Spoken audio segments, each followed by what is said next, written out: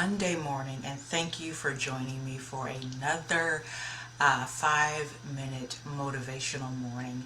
In case you are unsure of who I am Coach Jay, also known as Juaitan Robinson, and I am a spiritual life purpose and women's empowerment partner, which means that I am a life coach with a focus on women, their pain, their purpose, and their power.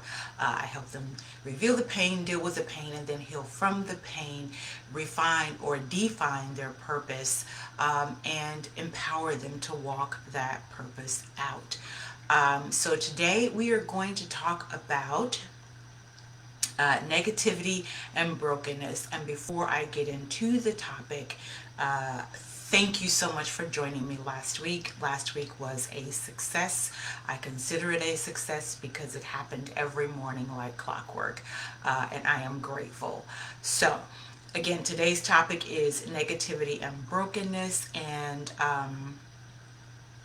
just want to quickly talk about what used to happen to me and what this can do to you. So growing up, I was surrounded by negativity, and it really weighed on me. It weighed me down to constantly hear that life sucks. In simple terms, life sucks, and that you're not going to amount to anything. That was more than I could handle at times. It was really very tough.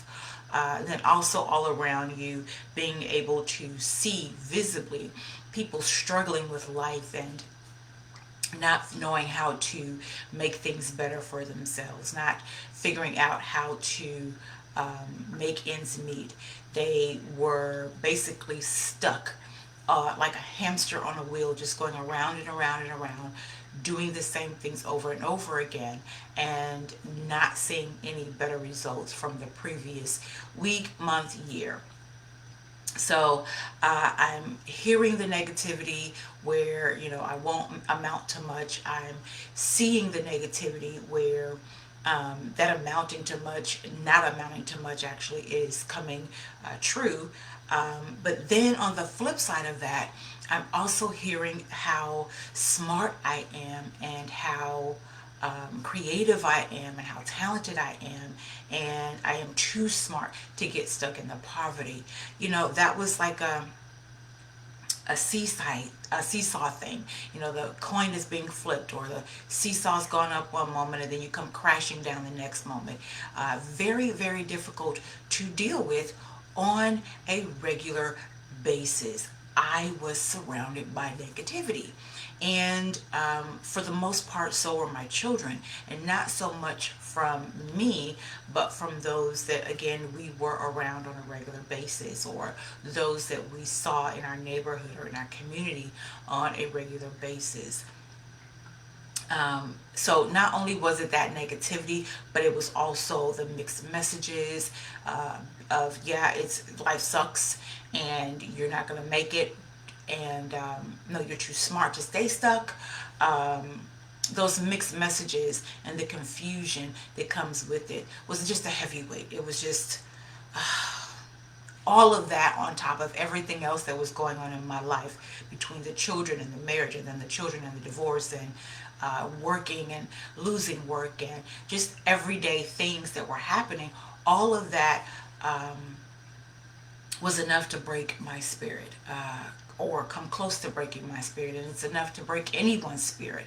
But I had to combat that, and to do that for myself, and then I suggest for you to do that, to combat that, you must first believe that over every negative word, that your purpose is greater than all of that nastiness and negative things or words that come at you. Then you must second utilize that negativity to push you to your greatness. Yeah, it could weigh you down, or you could use it as fuel, one or the other. Use it to push you to your greatness, and be grateful for that push. Be grateful knowing that someone, even though they don't believe in you, is thinking enough of you to even speak anything to you or about you. Be grateful for it.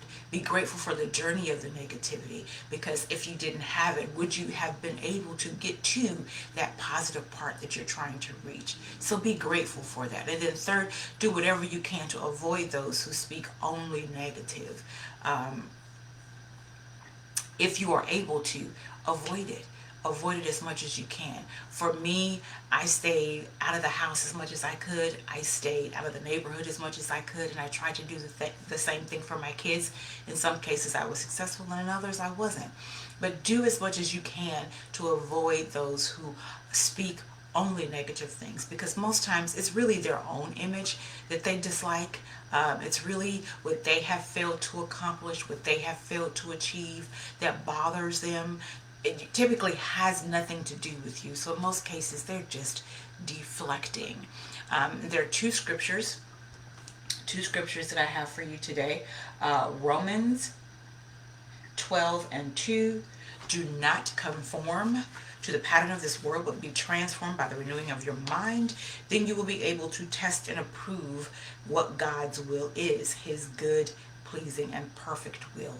And then secondly, I have 1 Thessalonians 5:18. Give thanks in all circumstances, for this is God's will for you in Christ Jesus. So again, thank you for being here for this Monday's, the 8th, 5-minute motivational moment. Negativity and brokenness. Do whatever you can to avoid being around those who speak negative, but also use that negativity as fuel to push you to your positive outcome. And then be also grateful for those who speak negative about you, because it'll help you better appreciate when you get to the end result that you so desire. So with that, peace and blessings. Remember to walk in your purpose and know that I appreciate you.